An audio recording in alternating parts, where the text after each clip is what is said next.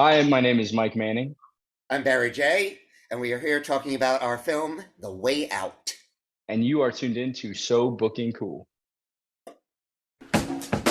So fucking, so fucking, so fucking cool. There's so much fucking cool to listen to So Fucking Cool. Welcome to So Booking Cool, it's Joel B. Today's guests are two professionals from film and television. Mike Manning, a multi-award-winning producer and actor whose awards include 2 Emmys, has worked on several hit shows and films, both in front and behind the camera. He's even received proclamations from the New York City Council for his leadership in important causes. Director and writer Barry J is a leader as well in fitness, entrepreneurship, music, and film. The two have joined forces in the new award-winning feature film, The Way Out. Let's welcome Barry J and Mike Manning to So Booking Cool.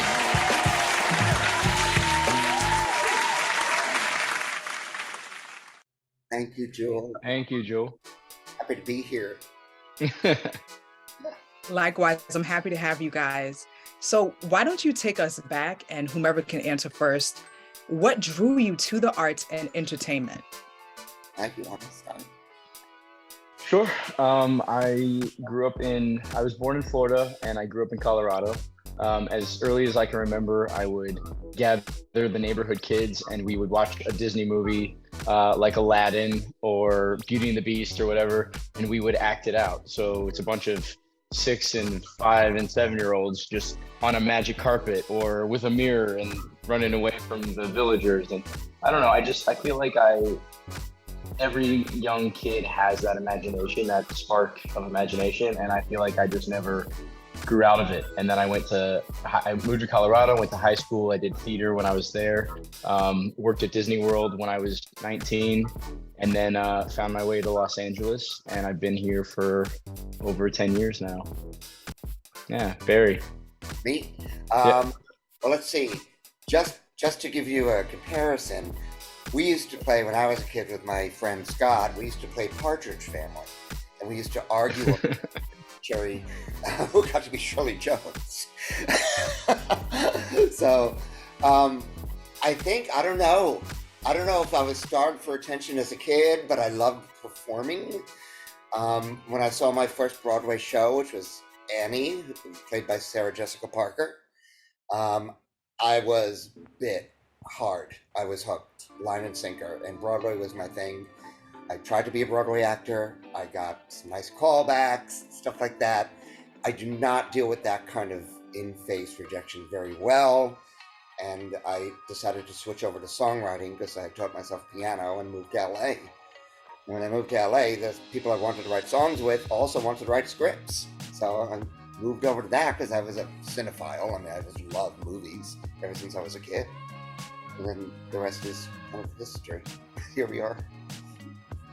And, I can hear from you guys sharing, what introduced you or what got you interested in working in this industry, the full circle moments of it all. So like you, Mike, mentioning pretending to be Disney and then working at Disney. Yeah. Wow. And then Barry, you go from writing songs to writing scripts. So, you can just see the connection. Do you guys see full circle moments often? Absolutely. Yeah. I feel like it sounds a little hippy dippy, but I feel like every time that I'm on the right path and I'm doing what I'm supposed to be doing, I feel like things just happen. Projects just come to me. People come into my life for specific reasons, and I am able to help other people in the same way. And I feel like when I do something and it doesn't feel right in my gut, or if I feel like I'm not on the right path, I meet a lot of resistance. And that's been true since as long as I can remember. Wow. Okay. Yeah, you too, Barry, or Yeah. no, you just bulldoze your way through. When I first started making movies and somebody wanted to update my bio, I thought back to when I was a kid and I had a Super 8 millimeter movie camera, and I tried to turn my foot into a werewolf foot. And I was just having such a good time making the movie with stop motion animation. And I was like, maybe that's kind of full circle, because when I was too young to really make a clear decision, I was gravitating towards making a movie. And now I do movies. And also, The Way Out is very full circle for me. We went back to the Hudson Valley. I was just about to share, I grew up in Rockland after we moved out of the Bronx. So we shot the movie in the Hudson Valley. So it was like going home to a replica of the house I grew up in to address a lot of the things that happened to me as a child. And I felt like the entire movie was, this has finally come full circle. Once you guys decided that you were going to commit to working in the industry, what did you decide to do to hone your craft? And is that how you still hone your craft? I just say yes to, especially in the beginning, I said yes to every job, every opportunity as it came to me, because every day on set was a day that I could meet people, or I could just watch others work, or I could work myself and sort of flex those muscles. Now, these days, I'm a little bit more particular on the projects I do, but I still, every opportunity to see a friend, I saw a friend a couple days ago do stand-up comedy, and I went there to support her. And then I had another friend do a play reading, and I went there to support him. And I always try to surround myself with creative people. When I first moved here, I had imposter syndrome. So I remember taking, like, at one point I was taking 3 or 4 acting classes a week, and it was crazy. And I felt like I was playing catch up to so many people around me that were on TV shows or on doing what I wanted to do. And I felt like I wasn't worthy. And it wasn't a case of nepotism. Like, I didn't know anybody when I moved to Los Angeles. That's a lie. I knew one person, not in entertainment, and I crashed on their couch while I found a place to live, and I made friends one by one. And so, I'm an example of somebody that really just like found the staircase and then just walked up the stairs one by one by one by one, smaller projects, bigger projects, bigger projects, bigger projects. And now, here I am working with Barry on a film based on his life story and success story, and his journey through addiction and alcoholism, getting to talk about that character and what it means to me and what it meant to work with Barry. And it's just, I'm really really grateful. It's a really nice place to be. Thank you. Yeah, I mean, for me, honing was just always, especially because when I was really young and I was doing all these things, I didn't have a dime. I'm not kidding. It was less than week to week. My mother was shipping me macaroni and cheese in a box. So I was just do it on my own. I just kept writing songs and writing songs and writing scripts and writing scripts. And I didn't have schooling per se, but I did have, people who inspired me in movies I loved, and, songs I loved, and writers that I would, like listen to and go like, that's the kind of music I want to write. And, but what really happened is when I, after Barry's it opened and I retired and started really going back to screenwriting, I was able to have a lot more resources and coverage and all that kind of stuff. And I would say The Way Out's my third film. And this guy is a wonderful drill instructor because he pushed me to make the script better, pushed me as a good director. He got me professional coverage with like 19 pages of notes. This was like, oh, this is what I've needed, and I feel like the script shows it, and I'm very, very proud of how it came out, but it certainly didn't happen without honing and being open to a little drill instructor activity. I was just practicing for Shane, Barry. I figured, like, oh, let him do it. Yeah. But it was good and helpful. I love that. Thank you for sharing that. It's inspiring. What was it like when you two first met? So I found this project through a friend of mine, Nick Thurr, and he's a producer on this film. And he introduced me to Barry and gave me the script. And we sort of just went back and forth, and Barry was making changes to the script and adding things and whatever. And then he, I got to know Barry, and I got to know his journey with alcoholism and his journey with sort of overcoming some things that happened in his past, and how he was trying to, originally you read the script and I, the first question you ask is, where does this come from? And when Barry says, this is sort of semi-autobiographical, you're like, wow, you went through this. And immediately I was interested in Barry and his story. And also because Barry is a success story. Like he had these things happen to him, bad things, abuse happened to him. He turned to alcohol to cope with that.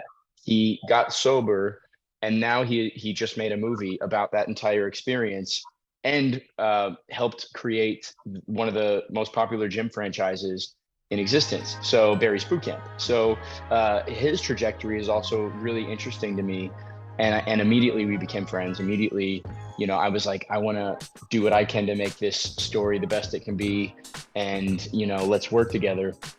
And that was sort of it. And then one day he called me and he said, "Hey, Mike, I think I want you to play Shane." And I said, "Oh, really? Are you sure?" And he said, "Yeah, I do." And I said, "Okay, let me think about it." And I did. And I was scared. I was scared of going this, being that vicious and being that somebody so full of rage and so full of hurt.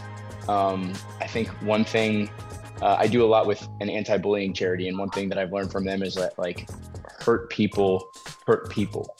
And so with Shane in this script, he does a lot of bad things, and I had to sort of build the backstory of where that came from and sort of where he held that in his body.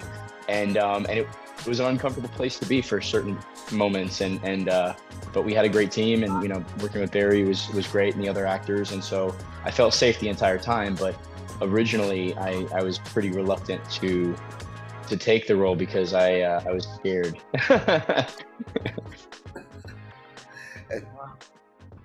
Yes, go ahead, Barry. Oh, I was going to say, it's funny because I was scared too. This was going to be my third film, and I have, like, my friend, Vanessa, who's an attorney, and she does the legal for the films, every film I've done, as a friend. She's her and some other people in my life are like, if you're going to do this again, you've got to level up. Now, that's not saying anything negative about first film. Was like, there was a gal who was a friend who produced parties. She was a party planner, and I had her produce it. She never produced anything before in her life. So they're just saying, it's time you just step up, and find some people with notable experience, So when I first met Mike and Nick, and they had, like, honest to goodness credits, that was sort of new for me. The closest thing I'd come to it was I had some 80s horror movie stars in my film previous to that called Killer Therapy, but that's about it. And Mike, you're right here, but he is a very take charge person, and that's good. I felt like I was in good hands. Like, if he was, hesitant or questioning it, it might have been whole different, but he wasn't. He was like, he thought he knew what it needed. He liked the story. And that's what made me think of him as Shane, to be honest. I mean, it was one of my...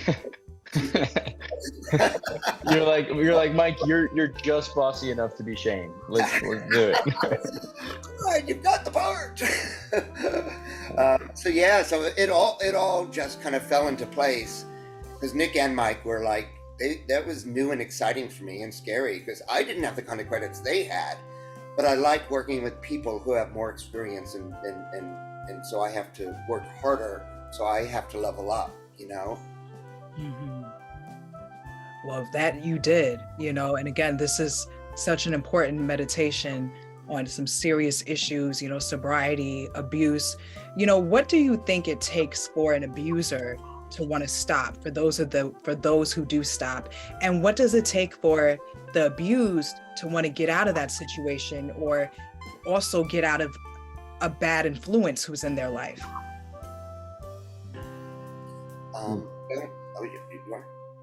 No, go for it.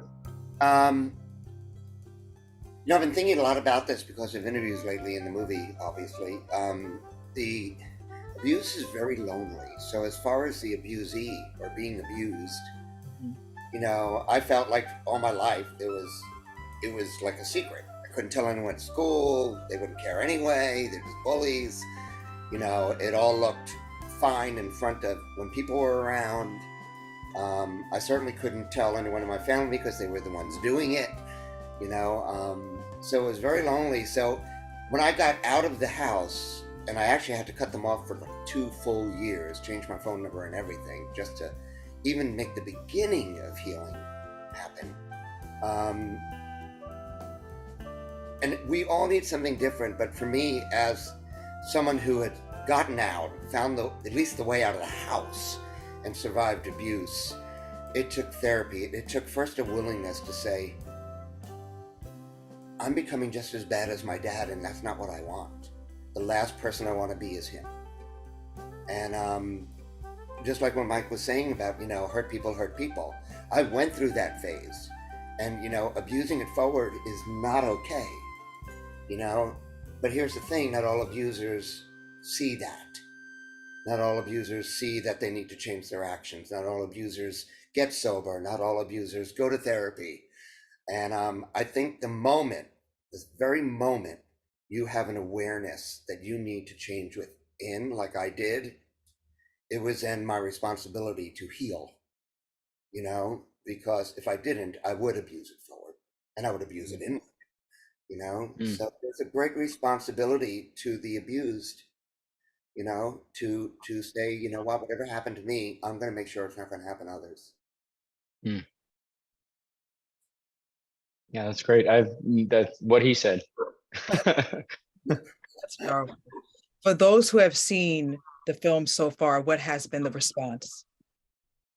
So we premiered at the Burbank Film Festival in the fall, and we won the audience award, and we also won Best LGBT Feature, which was really nice because Burbank Film Festival is not an LGBT film festival.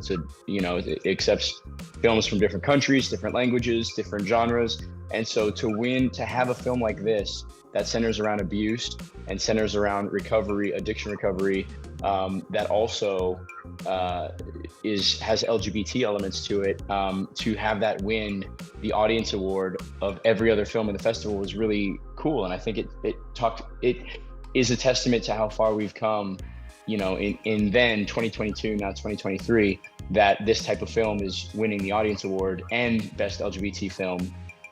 That's really special. And in doing these interviews, I mean, Barry's had a couple weeks of interviews, so have I, and so is Johnny and Sherry and Ashley. I think that a lot of people, I'm surprised, quite frankly, how personal a lot of people are getting with their reactions to the film, saying that they either know what it feels like to go through some of the things in the film, whether it's abuse or addiction recovery, or that they know somebody else that has, or whatever else. I'm surprised how many people have a personal connection to one of the characters in the story.